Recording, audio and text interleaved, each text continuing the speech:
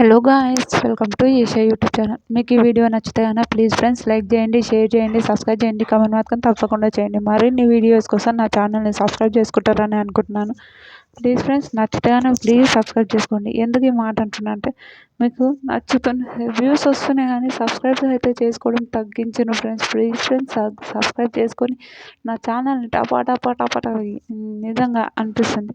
తర్వాత దివ్య రీతు వీళ్ళిద్దరు గొడవ ఎవరు? నిజంగా రీతు చేసింది కరెక్టే 100%. ఈ వారం కెప్టెన్ కావాలి అనుకుంటున్నాను నేను. రీతు కెప్టెన్ అయితే బాగుంటుంది అని నేను అనుకుంటున్నా. ప్లీజ్ కెప్టెన్ చేయండి మన రీతుని. నాకు భలే అనిపిస్తుంది రీతుని చూస్తే, నాకు చాలా హ్యాపీ అనిపిస్తుంది.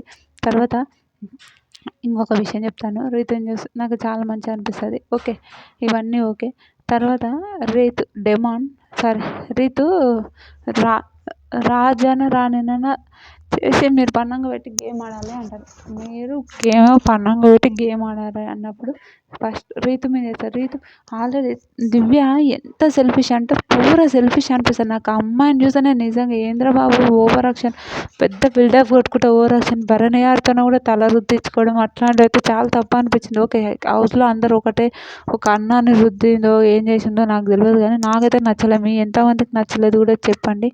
నాకైతే అనిపించింది, అయ్యో ఏంద్రబాబు గింత ఘోరంగా ఉంటారు మనుషులు అనే ఒక ఒపీనియన్ అనిపించింది. మీకేమనిపించిందో నాకు తెలియదు కానీ తర్వాత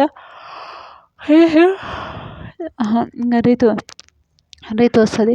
రీతు వాళ్ళందరూ ఇంకా ఒప్పుకొని తర్వాత లాస్ట్కు ఈమె పేరు ఏం పేరు దివ్య పోయింది. దివ్య పోయి కెప్టెన్ ఆ టాస్క్లో వేసింది. లాస్ట్కు దివ్య ప్లేస్ మన నిఖిల్ కైవసం చేసుకున్నాడు. నిఖిల్ రాజు అయ్యాడు. దివ్య ఓడిపోయింది. నాకైతే ఫుల్ హ్యాపీ దివ్య ఓడిపోవడం. మీకు ఎంతమందికి హ్యాపీ అనిపించింది?